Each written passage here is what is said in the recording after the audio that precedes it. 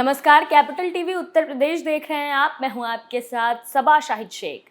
आज बात उन 4 नेता, अपराधी, आतंकी और जिहादी की करेंगे जो आज चक्रव्यूह के चक्र में फंसा है। उनके कारनामों को एक्सपोज करूंगी, पूरी डिटेल में इनका कच्चा चिट्ठा खोलूंगी। तो चलिए बताते हैं आज के वो कुछ नाम जो चक्रव्यूह के चक्र में आ गए हैं। वो है अखिलेश के चाचा शिवपाल यादव। दूसरी खबर में बात 72 हूरे की। तीसरी खबर में बात राकेश टिकैत की। चौथी खबर में बात लव जिहाद की। सबसे पहले बात अखिलेश के चाचा शिवपाल यादव की। सुहेल देव भारतीय समाज पार्टी ने समाजवादी पार्टी के राष्ट्रीय महासचिव शिवपाल यादव के बयान पर पलटवार करते हुए कहा है कि चाचा शिवपाल जहां से जलील हुए, खुद अपना वजूद मिटाकर वहीं चले गए। सूबा सपा के प्रमुख ओम प्रकाश राजभर के बेटे अरुण राजभर ने शिवपाल के बयान पर पलटवार करते हुए ट्वीट किया। चाचा शिवपाल यादव अपना एक पीएसपीएल प्रगतिशील समाजवादी पार्टी नाम की दुकान खोलकर बैठे थे, चल नहीं पाई तो बंद कर दी।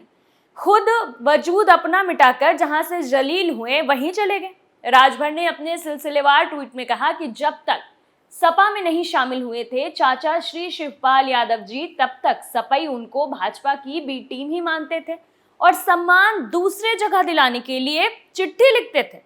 जिस सम्मान को लेने गए आज तक वो सम्मान नहीं मिल पाया, ना ही मिलेगा।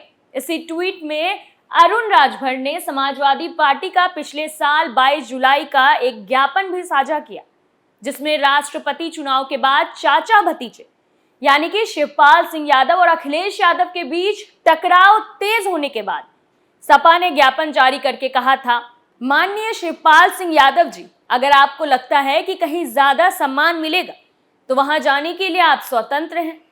उन दिनों चाचा भतीजे के बीच काफी टकराव था, लेकिन एक सपा संस्थापक मुलायम सिंह यादव के निधन के बाद दोनों के बीच मतभेद खत्म हुए, दोनों में नजदीकी बढ़ी और मैनपुरी लोकसभा उपचुनाव में शिवपाल सिंह यादव ने अखिलेश की पत्नी डिंपल यादव के चुनाव प्रचार में जमकर मेहनत की। डिंपल रिकॉर्ड मतों से जीत गई। इसके बाद शिवपाल यादव ने अपनी पार्टी का विलय समाजवादी पार्टी में कर दिया। हालांकि 2022 के विधानसभा चुनाव में जसवंत नगर से वो सपा के चिन्ह पर ही विधानसभा सदस्य निर्वाचित हुए। दरअसल शिवपाल यादव से सवाल किया गया कि सुभाषपा के अध्यक्ष ओम प्रकाश राजभर ने दावा किया है कि सपा के बहुत से विधायक उनके संपर्क में हैं। इस पर शिवपाल ने कहा कि हम उन्हें अच्छी तरह जानते हैं, वो हमेशा से भाजपा के संपर्क में रहे, वो कभी भी भाजपा से अलग थे ही नहीं, हमेशा बोलते ही रहते हैं और फिर जब चुनाव आते हैं तो उनकी दुकान फिर से चलनी शुरू हो जाती। शिवपाल यादव ने दावा किया कि वो राजभर के विधानसभा निर्वाचन क्षेत्र जहूराबाद गाजीपुर का सिर्फ एक बार दौरा करेंगे और राज्य भर को अगला चुनाव लड़ने के लिए नया विधानसभा क्षेत्र ढूंढना पड़ेगा। दूसरी खबर में बात 72 हूरे की। इस्लामिक आतंकवाद के काले सच को उजागर करने वाली फिल्म 72 हूरे टीजर आने के बाद से ही लगातार चर्चा में। अब फिल्म के मेकर्स और डायरेक्टर के खिलाफ शिकायत दर्ज कराई गई। शिकायतकर्ता सैयद आरिफ अली ने फिल्म से जुड़े लोगों पर इस्लाम का अपमान करने, मुस्लिम समुदाय की छवि को गलत तरीके से पेश करने का आरोप लगाए। दरअसल सूत्रों के मुताबिक सैयद आरिफ अली महमूद अली नाम के शख्स ने मुंबई के गोरेगांव पुलिस स्टेशन में 72 हूरे के मेकर्स और डायरेक्टर के खिलाफ शिकायत दर्ज कराई। सैयद आरिफ अली के वकील आसिफ अली खान देशमुख ने शिकायत में कहा है कि फिल्म के डायरेक्टर संजय पूरन सिंह चौहान और फिल्म मेकर अशोक पंडित, गुलाम सिंह तनवर, अनिरुद्ध तनवर और किरण डागर ने मेरे मुवक्किल सैयद आरिफ अली महमूद अली के धर्म का अपमान किया। ये काम आईपीसी की कई संगीन धारा के अंतर्गत आता है। वकील ने आगे कहा कि फिल्म 72 हूरे सांप्रदायिक वैमनस्य, भेदभाव और घृणा को बढ़ावा दे रही है। ये फिल्म बड़े पैमाने पर सार्वजनिक रूप से मुस्लिम समुदाय की छवि को खराब कर रही है। इसका उद्देश्य धार्मिक दृष्टिकोण का उपयोग करके प्रोपेगेंडा फैलाना और पैसा कमाना है। आपको बता दें कि 72 हूरे की रिलीज से पहले ही फिल्म विवादों से घिरी हुई।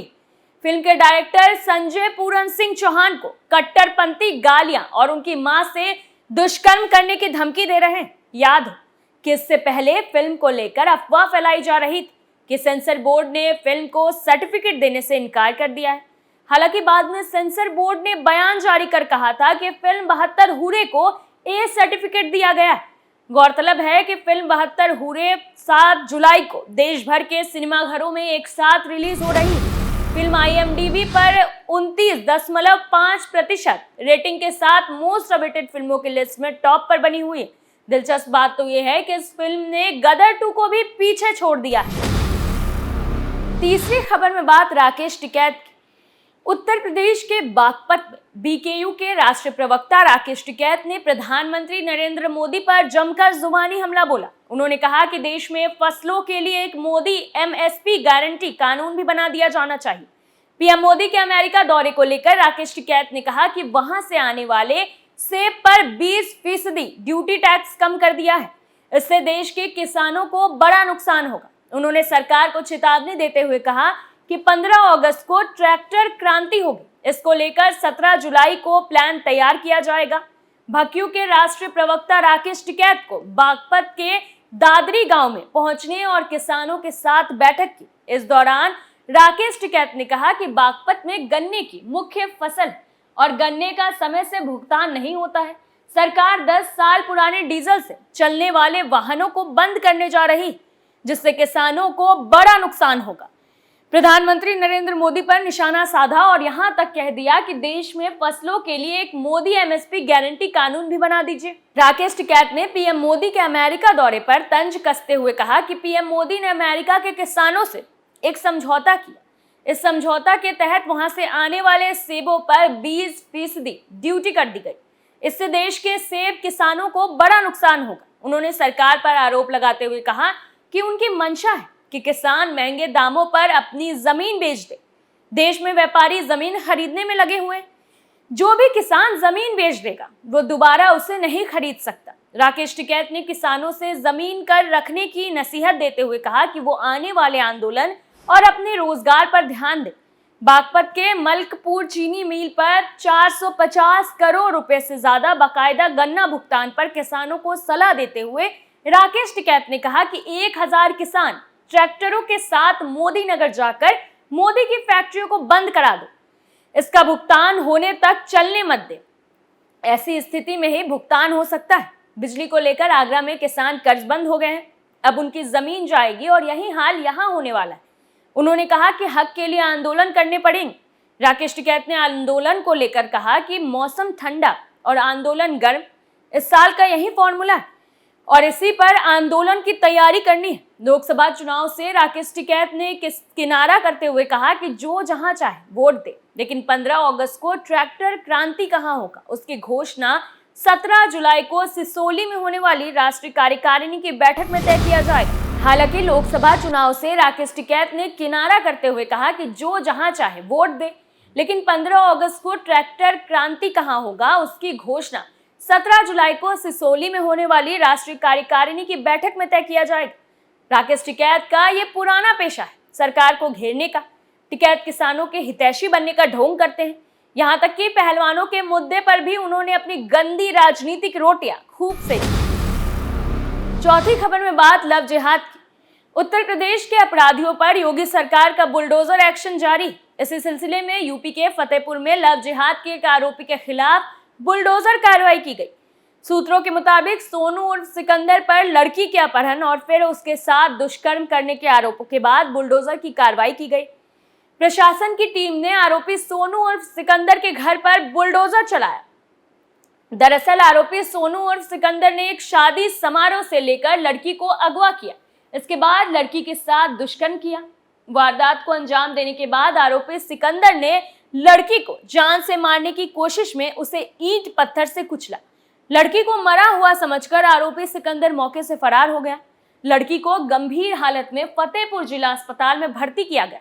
हालत नाजुक होने के चलते लड़की को कानपुर के हैलेट हॉस्पिटल ले जाया गया, जहां इलाज के दौरान उसकी मौत हो गई। लड़की की मौत के बाद मामले ने तूल पकड़ लिया। लड़की की मौत के बाद परिजनों और लोगों का आक्रोश फूट पड़ा। घटना के बाद फतेहपुर पुलिस ने आरोपी को गिरफ्तार करने की कार्रवाई की। आरोपी की गिरफ्तारी के बाद भी लोगों का आक्रोश थमा नहीं। गुस्साए लोगों ने आरोपी सोनू उर्फ सिकंदर के खिलाफ बुलडोजर एक्शन की मांग की। इसके बाद पुलिस और प्रशासन की टीम ने पहुंचकर आरोपी के घर पर बुलडोजर चलाया।